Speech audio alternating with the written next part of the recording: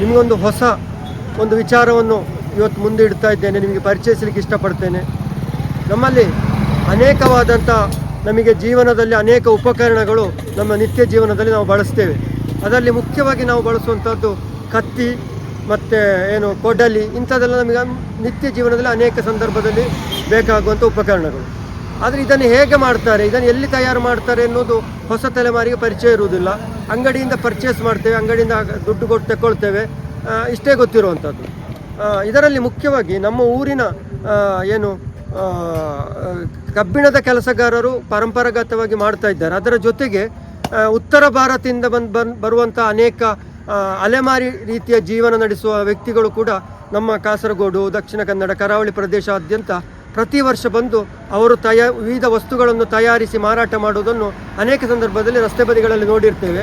ಇವತ್ತು ನಾವು ಪರಿಚಯಿಸ್ತಾ ಇರುವಂಥ ವಿಚಾರ ಕಾಸರಗೋಡು ಜಿಲ್ಲೆಯ ನೀರ್ಚಾಲಿನಲ್ಲಿ ಕಳೆದ ಒಂದು ವಾರದಿಂದ ಬೀಡು ಬಿಟ್ಟಿರುವಂಥ ಉತ್ತರ ಭಾರತದ ಮಧ್ಯಪ್ರದೇಶದ ನಿವಾಸಿಗಳ ಒಂದು ತಂಡ. ಅವರು ಇಲ್ಲಿ ನೀರ್ಚಾಲು ಮೇಲಿನ ಪೇಟೆ ಮತ್ತು ಕೆಳಗಿನ ಪೇಟೆಯ ಮಧ್ಯಭಾಗದಲ್ಲಿ ರಸ್ತೆ ಬದಿ ಅನೇಕ ಕೃಷಿ ಮತ್ತು ಗೃಹ ಬಳಕೆಗೆ ಅಗತ್ಯ ಇರುವಂತಹ ಕಬ್ಬಿಣದ ಉತ್ಪನ್ನಗಳನ್ನು ಅವರು ತಯಾರು ಮಾಡಿ ರೋಡ್ ಸೈಡೇ ಮಾರಾಟ ಮಾಡುವಂಥ ದೃಶ್ಯವನ್ನು ಗಮನಿಸಿ ನಾವು ಅದನ್ನು ನಿಮಗೆ ವೀಕ್ಷಕರಿಗೆ ಪರಿಚಯಿಸಲಿಕ್ಕೆ ಇಲ್ಲಿ ಇದ್ದೇವೆ. ಬನ್ನಿ, ಅವರು ಹೇಗೆಲ್ಲ ಅವರ ಕಬ್ಬಿಣದ ಉತ್ಪನ್ನಗಳನ್ನು ಯಾವ ರೀತಿ ತಯಾರು ಮಾಡ್ತಾರೆ, ಎಲ್ಲಿಂದ ಬಂದಿದ್ದಾರೆ, ಹೇಗೆ ಅವರ ಜೀವನ ಎನ್ನುವುದನ್ನು ತಿಳಿದುಕೊಳ್ಳೋಣ. ಬನ್ನಿ. ಕಬ್ಬಿಣವನ್ನು ಬಿಸಿ ಮಾಡಲಿಕ್ಕೆ, ಕಬ್ಬಿಣವನ್ನು ಒಂದು ಹದಕ್ಕೆ ಬರಿಸಲಿಕ್ಕೆ ಇಲ್ಲಿ ನೋಡಿ ಹಳೆಯ ರೀತಿಯ ಒಂದು ಕ್ರಮ ಇದು, ಅತ್ಯಂತ ಪ್ರಾಚೀನವಾದ ಒಂದು ಕ್ರಮ. ಗಾಳಿಯನ್ನು ಹಾಕುವಂಥದ್ದು. ನಾವು ಸಾಮಾನ್ಯವಾಗಿ ನಮ್ಮ ಊರಿನ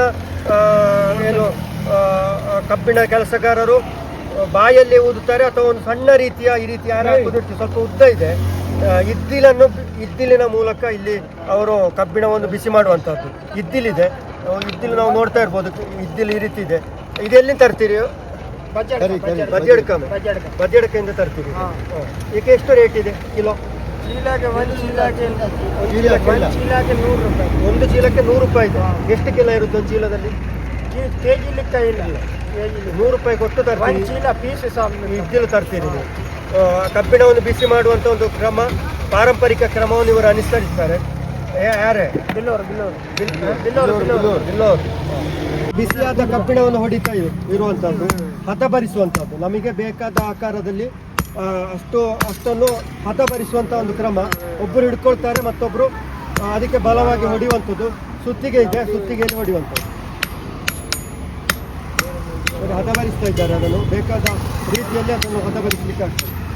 ಕಾದ ಕಬ್ಬಿಣ ಅನ್ನುವಂಥದ್ದು ಅದನ್ನು ಹದಬರಿಸಿ ಅದನ್ನು ಬೇಕಾದ ರೂಪಕ್ಕೆ ಬೇಕಾದ ರೀತಿಯಲ್ಲಿ ಅದನ್ನು ಸೆಟ್ ಮಾಡಲಿಕ್ಕಾಗುತ್ತೆ. Lorry blade.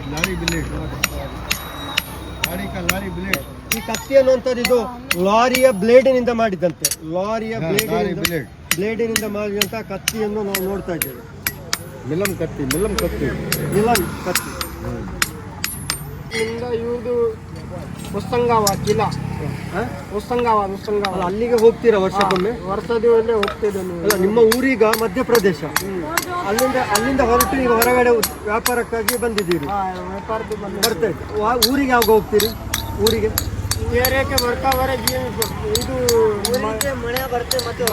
ಅಲ್ಲಿ ಮಳೆ ಬರುವ ಕಾಲದಲ್ಲಿ ನೀವು ಹೊರಗೆ ಬರ್ತೀರಲ್ಲ? 4 ತಿಂಗಳು ಅಲ್ಲಿ ಇರ್ತೀರಿ ಊರಲ್ಲಿ. 8 ತಿಂಗಳು ಕೆಲಸ ಮಾಡ್ತೀರಿ. ಆ 4 ತಿಂಗಳು ಅಲ್ಲಿ ಮಳೆ ಇರುತ್ತಾ? ಆ ಊರಲ್ಲಿ, ನಿಮ್ಮ ಊರಲ್ಲಿ ಮಳೆ ಇರುತ್ತೆ. ಅವಾಗ ಈಗ 8 ತಿಂಗಳು ಕೆಲಸ ಮಾಡ್ಲಿಕ್ಕೆ 4 ತಿಂಗಳು ಅಲ್ಲಿ ಇರ್ತೀರಿ. ಕೆಲಸ ಮಾಡ್ತಿದ್ದು ಹೋಗ್ತಾ ಇರ್ತೀವಿ. ಎಷ್ಟು ಸಂಪಾದನೆ ಆಗುತ್ತೆ ನಿಮಗೆ? ಕ್ಯಾಶ್ ಎಷ್ಟು ಆದಾಯ, ಇನ್ಕಮ್? ಎಷ್ಟು ಜನ ಉಂಟು, ಎಲ್ಲ ದುಡ್ಡು ಹೋಗ್ತದೆ, ಎಲ್ಲ ದುಡ್ಡು ಖರ್ಚದು ಎಲ್ಲ. ನಿಮ್ಮಲ್ಲಿ ಮಕ್ಕಳು ಕೂಡ ಎಲ್ಲ ಗಾಡಿ ಬಾಡಿಗೆ ಕೊಡಬೇಕು, ಕರಿ ಕೊಡಬೇಕು, ಬ್ಲೇಡ್ದು ತಗೋ ಬರ್ತೀವಿ ಮಂಗಳೂರು ಬಂದರಿಂದ ಬ್ಲೇಡ್ ತರೋದು. ಎಷ್ಟಿರುತ್ತೆ ಅದಕ್ಕೆ ಬ್ಲೇಡಿಗೆ? ಬ್ಲೇಡ್ಗೆ 50 ರೂಪಾಯಿ 60 ರೂಪಾಯಿ ಕೆಜಿ. 1 ಕೆಜಿ ಬ್ಲೇಡಿಗೆ ಅಂದರೆ ಕಬ್ಬಿಣ 50-60 ರೂಪಾಯಿ ಇರುತ್ತೆ. ಅಲ್ಲಿಂದ ಮಂಗಳೂರು ಬಂದರಿಂದ ತರ್ತೀವಿ. ಇದೀಗ ನೀವು ಇದನ್ನು ಹೇಗೆ ಟ್ರೈನಿಂಗ್ ಹೇಗೆ ಸಿಕ್ಕಿದ್ದು ನಿಮಗೆ ಮಾಡುವಂಥದ್ದು? ಪರಂಪರೆಯಿಂದ ಬಂದದ? ಪರಂಪರೆ ಅದು. ಅದು ಪರಂಪರೆಯಿಂದ ಬಂದ. ಪರಂಪರೆ ಅದು.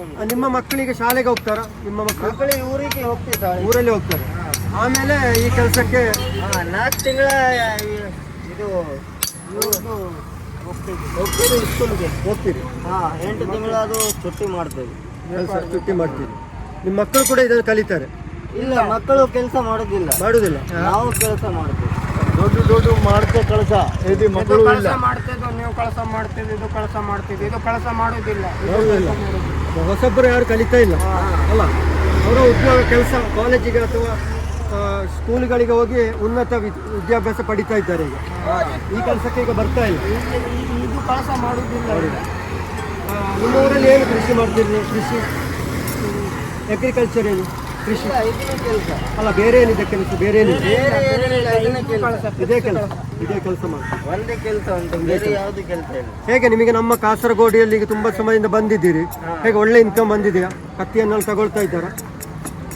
ಒಳ್ಳೆದು ಕತ್ತಿ ಉಂಟು. ಅಲ್ಲ, ಕತ್ತಿ ತಗೊಳ್ತಿದ್ವಿ, ಎಲ್ಲ ಜನ ತಗೊಳ್ತಾ ಇದ್ದಾರೆ. ಎಲ್ಲ ಜನ ತಗೊಳ್ತೀವಿ. ನಮ್ದು ವ್ಯಾಪಾರ ಬರ್ತದೆ, ಎಲ್ಲ ವರ್ಷ ಬರ್ತೇವೆ ನಾವು. ವರ್ಷ ಬರ್ತೀವಿ, ತಗೊಳ್ತಾರೆ. ತಗೊಳ್ತೀವಿ. ಎಷ್ಟು ವರ್ಷದಿಂದ ಕಾಸರಗೋಡಿಗೆ ಬರ್ತಾ ಇದ್ದೀರಿ? ಈಗ 7 ತಿಂಗಳಾಯ್ತು ಇವರಿಗೂ ಬಂದಿದ್ದು. ಈ ಕಡೆ ಬಂದು ಅದಕ್ಕಿಂತ ಮೊದಲು ಬಂದಿದ್ದೀರಿ? ಅಷ್ಟೇ ಮುಡಿಪೂದು ಬಂದಿದ್ದು. ಮುಡಿಪೂದು ಮತ್ತು ಉಸಂಗಾಡಿದು ಬಂದಿದ್ದು. ಉಸಂಗಾಡಿದು ಈಗ ನೀವು ಟೆಂಟಲ್ಲಿ ಬರ್ತೀರಿ? ಮಳೆ ಆಯ್ತು ಮಲಗುವಂಥದ್ದು. ಬೇರೆ ರೂಮ್ ಅಂತ ಏನು ಮಾಡುವುದು? ರೂಮ್ ಏನಿಲ್ಲ. ಎಷ್ಟು ಜನ ಇದ್ದೀರಿ ನಿಮ್ಮ ಟೀಮಲ್ಲಿ? ಎಷ್ಟು ಜನ ಇದ್ದಾರೆ? ಟೀಮದು 15-20 ಜನ. 20 ಜನ ಇದ್ದಾರೆ. ಟೆಂಟಲ್ಲಿ ವಾಸಿಸ್ತೀವಿ. ನಿಮ್ಮ ಮೈನ್ ಆಹಾರ ಏನು? ಫುಡ್ ಊಟ ಮಾಡ್ತಿದ್ವಿ. ಚಪಾತಿ, ರೈಸ್, ಚಪಾತಿ. ಆಶೀರ್ವಾದ ಆಟದ ಚಪಾತಿ ಬರ್ತಾ ಇದ್ದೀವಿ.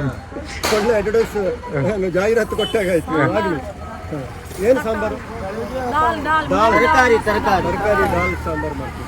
ಚಿಕನ್ ಮಟನ್ ಏನು ತಿನ್ನುವುದಿಲ್ಲ, ತರಕಾರಿ ಮಾತ್ರ. ಇಲ್ಲ.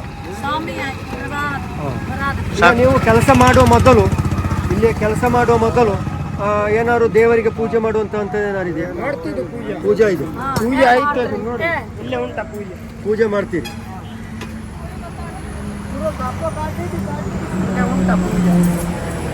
ಪೂಜೆ ಮಾಡ್ತಿದ್ದೀನಿ. ಯಾವ ದೇವರದು? ಇದು ನಿಮ್ದ ಇವ್ರದ್ದು ಭಗವಾನ್ ಐತೆ. ಇದು ರಾಮದೇವ್ ಬಾವ ಎನ್ನುವಂತ. ಇದು ನಿನಗೆ ಗೊತ್ತುಂಟ? ಇದು ಏನಿದೆ? ಕಿಶಾನ್, ರಾಧೆ ಕಿಶಾನ್, ಚಿತ್ತೋಡ್, ರಾಜಸ್ಥಾನ. ಅಲ್ಲೇ ದೇವರ ನೀವು ಆರಾಧಿಸ್ತೀರಿ? ಭಗವಾನ್ ರಾಮದೇವ್ ಬಾಬಾ. ಹೌದು. ಕೆಲಸ ಆರಂಭ ಮಾಡುವ ಮೊದಲು ಪ್ರತಿದಿನ ದೇವರಿಗೆ ಒಂದು ಕೈ ಮುಗಿದು ಪುನಃ ಸಾಯಂಕಾಲ ಕೂಡ ಮಾಡಿ ಪೂಜೆ ಮಾಡಿ. ಬಹಳಷ್ಟು ಶ್ರಮಜೀವಿಗಳಾದಂಥ ಆ ಜನರೊಡನೆ ನಾವು ಇಷ್ಟೊತ್ತು ಮಾತಾಡಿದ್ವಿ. ಅವರು ಯಾವ ರೀತಿಯಲ್ಲಿ ಕಬ್ಬಿಣದ ಉತ್ಪನ್ನಗಳನ್ನು, ವಿವಿಧ ರೀತಿಯ ಉಪಕರಣಗಳನ್ನು ಕಷ್ಟಪಟ್ಟು ತಯಾರಿಸ್ತಾರೆ ಎನ್ನುವುದನ್ನು ತಿಳ್ಕೊಂಡಿದ್ದೀವಿ. ನೋಡಿ, ಅವರು ಊಟ ತಿಂಡಿಗಳನ್ನು ಕೂಡ ಇಲ್ಲೇ ತಯಾರು ಮಾಡಿ ಈ ಒಂದು ಟೆಂಟ್ ಪ್ಲಾಸ್ಟಿಕ್ ಟೆಂಟಿನಲ್ಲಿ ಬದುಕಿ ಜೀವನ ಪರ್ಯಂತ ಅದೇ ರೀತಿ ಬದುಕ್ತಾ ಇರೋರು. ವರ್ಷದಲ್ಲಿ 3 ತಿಂಗಳು ಮಾತ್ರ ಅವರು ಊರಲ್ಲಿರುವವರು ಅಂತೇಳಿ ಅವರೇ ಹೇಳಿದರು. 3-4 ತಿಂಗಳು, ಉಳಿದ 8-9 ತಿಂಗಳು ಅವರು ಹೊರಗಡೆ ಅಲೆಮಾರಿ ಜೀವನದ ರೀತಿಯಲ್ಲಿ ಈ ರೀತಿ ವಸ್ತುಗಳನ್ನು ಮಾರಾಟ ಮಾಡಿ, ತಯಾರು ಮಾಡಿ ಮಾರಾಟ ಮಾಡುತ್ತಾ ಸಾಗುವಂತಹ ಜೀವನ ಅವರದ್ದು. ಅದನ್ನು ತಿಳ್ಕೊಂಡಿದ್ದೇವೆ.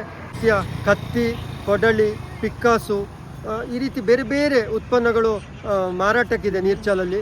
ಇನ್ನವರು 4 ದಿವಸ ಇಲ್ಲಿ ಇರ್ತಾರಂತೆ. 4 ದಿವಸದೊಳಗೆ ಅಗತ್ಯ ಇದ್ದವರು ಬಂದು ಇಲ್ಲಿ ಪರ್ಚೇಸ್ ಮಾಡಿಕೊಂಡು ಹೋಗ್ಬೋದು. ಅವರಿಗೂ ಒಂದು ಬೆಂಬಲ ಕೊಟ್ಟಾಗ ಆಗುತ್ತೆ. ಬನ್ನಿ, ಈ ರೀತಿಯ ಅನೇಕ ವಿಶೇಷ ಸುದ್ದಿಗಳನ್ನು ವೀಕ್ಷಿಸಲಿಕ್ಕೆ ಸಮರಸ ಸುದ್ದಿ ಯೂಟ್ಯೂಬ್ ಚಾನಲ್ ನೋಡಿ. ಹಾಗೆ ದಿನನಿತ್ಯದ ಸುದ್ದಿಗಳಿಗಾಗಿ samarasasuddhi.com ವೆಬ್ಸೈಟನ್ನು ವೀಕ್ಷಿಸ್ಬೋದು. ಮುಂದಿನ ಹೊಸ ವಿಡಿಯೋದೊಡನೆ ಮತ್ತೆ ಭೇಟಿಯಾಗ್ತೇನೆ. ನಮಸ್ಕಾರ.